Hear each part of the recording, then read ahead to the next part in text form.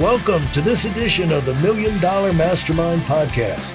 This is where we pick the brains of high achievers from all walks of life and get their hard-earned, real-world insights on winning. I'm your host, Larry Weidel. Well, now, first of all, let's talk about how substantial the beer business is already. Oh, We'll talk about how you got into it and all, but let people know we're talking about something serious. so we started like any other startup business. We did not buy a business. We started from scratch. We built the building out. This building that you kind of got the panorama of was empty white box when we came in here. So there's a lot of build up that had to happen. My business partner at the time and I did it together. So most of the build out that we were legally able to do, we did on nights and weekends and all that. Because again, trying to make it work financially and all that. Really? Yeah, we did a lot of it on our own. So Now you're on your feet a lot. yep. I've been in the office with a lot of running back and forth to office, Yeah. patient to patient. You're on your feet. And at the end of the day, you go back down to Lauderdale and now you're a construction worker. Yeah. You wear a lot of hats trying to do all this stuff. You had a lot of energy. You gotta do a lot of stuff on your own. I mean, a lot of banks and that kind of thing, they don't want to do startup stuff because it's too much risk. So do what you got to do to make it work. This is the dream that we had. And yes, it took a lot of nights and weekends and birthdays and whatever to build this place out and start it. So what you're doing, you're cleaning, you're carpentry, you're painting. Yep, everything. Yeah. Everything. Where did you learn how to do all that? My grandfather, mostly. I grew up doing a lot of carpentry with my grandfather, my mom's dad. We built everything, building our rooms and stuff like that. We built little boats together and things like that. I learned how to manipulate and work with different materials. Can't say that we ever mastered. It's amazing how those skills can come back, Yeah. be useful down the road, isn't it? Like everything you learn how to do, you'll wind up using. I don't think we ever mastered any one of them. Yeah. But we sure learned a lot. Yeah. But my birthday was putting up this brick wall behind us. That little faux brick wall was done on my birthday. Wow. Yeah. So, I mean, listen, my family was here helping. My family was in on this. And certainly, I was going to say this earlier too, a lot of this I couldn't do without massive amounts of familial support. From my wife to my mom, my stepdad. My dad is unfortunately not with us anymore, but tremendous amount of support that helps us get to and achieve the goals that obviously we wanted to achieve. So there's a lot of that too. Now, let's get into the actual nuts and bolts of getting started in your profession. The way professionals, they have an option that a lot of business you don't have there, where you can buy a practice. You can work there for a while maybe, and you can take over a practice. Does that guarantee automatic success when you buy a practice? No, it doesn't. I can tell you, I had a failed experience. So when I first moved to Fort Lauderdale, Hey, Ty, don't feel bad. People love this. no. I had a failed experience. Everybody has failed experiences. They'll like you a lot better when they find out you had a failed. Yeah, no, for sure. As soon as I moved to Fort Lauderdale from Fort Myers. When I first moved to Florida, I was in Fort Myers where I did my residency. I worked there for about a year and a half before moving over to Fort Lauderdale. I moved to Fort Lauderdale because I had an opportunity to be an associate in a well-known practice here in Fort Lauderdale. I'm not going to name names because it's not important, but I worked there for 3 years. And the goal was, when I started, was to build the practice to a level where it could sustain both of us as practitioners and owners. And we did that in year 3, and he sold it from underneath me to a corporation. So long story short, it wouldn't work out for us to come to an accord and become partners and do all that. So I decided to leave and buy my own practice. And that's when I bought Boynton Beach. Let's talk about that.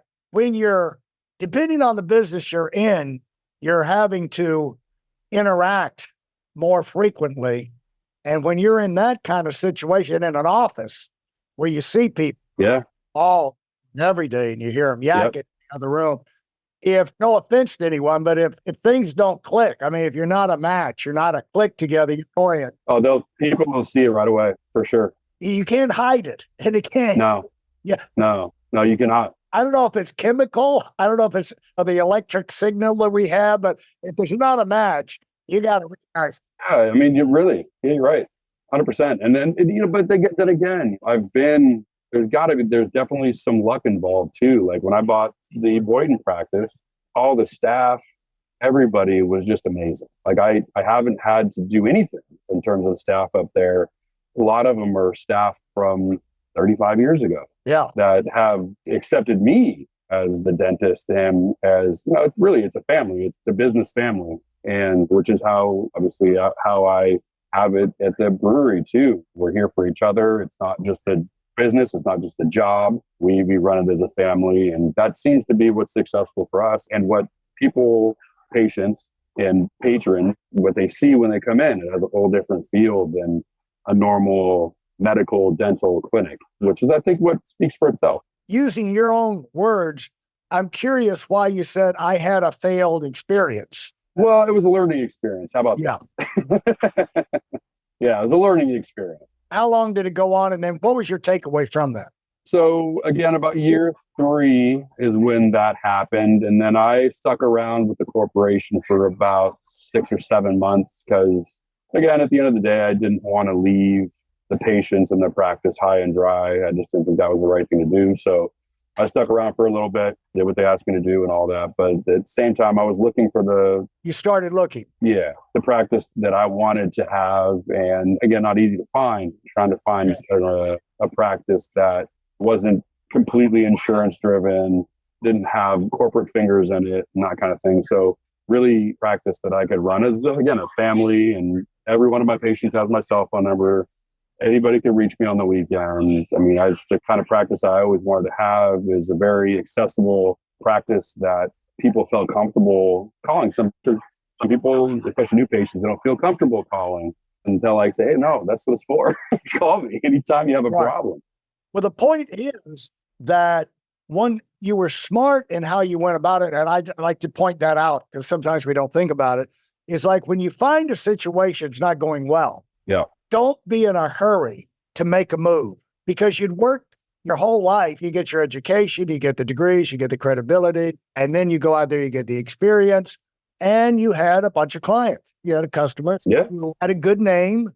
And the problem there, you realize this has got to change. I can't do forever, but not enough to blow it all up. It's Take your time. When you move, make sure you've got something solid to move to. Correct. Don't give up everything in a temper tantrum or Correct. I thought about it, but I didn't. I visualize you on a Friday afternoon with your hands around his throat, about ready to take a punch. And he said, no, I'm not going to do this. But anyway. You know what? Doing things the right way always works out for the better in the long run. So. Yeah, but the thing is that one of the things, if you're going to run a business, you can't let emotion drive you. And you're going to have to put up with some irritations. You're going to have to because nobody's even. Yes. Yes, big time. It's even the people that are perfect are not perfect all the time. So no, for sure not. I'm not perfect all the time. Nobody is. So. Yeah. So the deal is that you took your time to find. So, and you made an intelligent move. You made a logical move. And that's the way we all need to move through life. We need to do our due diligence. We need to be smart enough to realize, look down the road and say, is this situation going to work for me or not? If you reach a conclusion it's not, then you can shift up here. Yep. And that's what you did. And then it turned out the way you wanted, but it's not an accident. You said, I'm very fortunate. Well, you're very fortunate because you went about it the way you went about it. Yeah, no. I agree with that for sure. Yeah. Yeah. I mean, it's definitely a way to go about things, even though something's disappointing or whatever. You got to evaluate, and in your brain, you're right. You got to make moves in your brain, and again, start looking for practices or whatever. Keep going. And again, the right thing to do is to stay there for the patients that I had, and at the time, tell them, hey, listen, this is what I'm doing. This is where we're going to be. And the good majority of them actually came up to Boynton, which was good. So yeah, I can't really complain. Pretty amazing. And the thing is that we go through these, and I gotta repoint these lessons out because we gotta there's so many things for us to keep up with, Ty, and we have to make decisions. Boom, boom, boom. It's good to be reminded of this stuff. Okay, I remember that. I'll keep that in my head. Oh yeah. And so, how long was it before you got started in brewing? How long did it take before you actually had a product? So we got this building. We leased it again. We didn't have the money at the time to buy the building, whatever. But we leased it in 2016. There was a lot of stuff with the city. We had to rezone the building. It's always more difficult with alcohol establishments too. We were one of, I think we were the second or third in Fort Lauderdale to open. So like the city didn't have a lot of knowledge in how to set up a brewery, how to make it safe, all that kind of stuff. So just everything took a lot of time. So we didn't actually open until September of 2018. So we had this building for 2 years, building it out, doing everything. We had product, and we donated product to events and beer competitions and that kind of thing. But we were not able to sell a pint of beer until we opened. So it was a long, expensive 2 years to get open. 2 years. Wow. But we got there. And again, have a goal, have a focus, and figure out how to make it work. That's what we did. No, it was going to take you 2 years. No, guys, I had no idea. No, I thought maybe 6 months at the max. We actually had, when we planned and leased the building, we actually had about a 6-month deferral on the lease to build out and get ready to go and that kind of thing. And well, it took a little longer than that. So, well, now, so you get a product, you laid the groundwork out for sales, I guess, before you actually could sell. How do you go about that? How do you know to do that? Did you come down here, know how to? When did you have the first idea? I'm going to do this as a business. Yeah, so it was pretty much when I graduated from dental school. I really enjoyed it. I mean, obviously at that point in time, it was a hobby. Yeah. And I knew like, hey, this would be a fun thing to do on the side, right? So I was like, all right, let's kind of look at it. And, I moved back to Seattle for a little bit and worked with my dad when he was still alive. And I started doing a little more research and that kind of thing, and ended up meeting my business partner at the time. And he and I were looking at either doing the brewery in Washington State, which is where we started doing a lot of our initial research and all that. But I didn't want to do dentistry in Washington State. So I was going to be the one that moved to Florida, because the place where I did my residency wanted to hire me out of dental school, and I wanted to make the move. My dad had passed away. So it was like a good time for my wife and I to cut ties with Washington and move on. Yeah.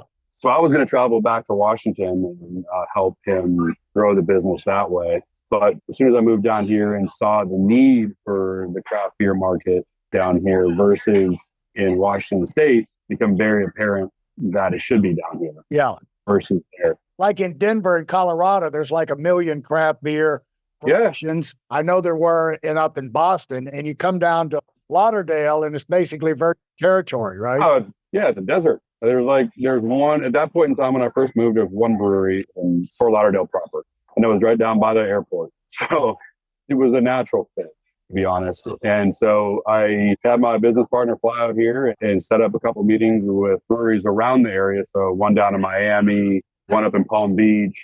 And then we went to the one by the airport, and I just let him talk, ask his questions. I tried to stay out of it because obviously I'd give him a biased opinion. So, and at the end of the whole thing, he's like, yep, this is the place where we need to do it. So we packed up shop in Vancouver, Washington, moved his whole family over to South Florida, and we opened this place together. And we didn't actually buy him out until my wife and I bought him out in 2022. Really? And so now it's just my wife and I, but yeah, it's been a good fun.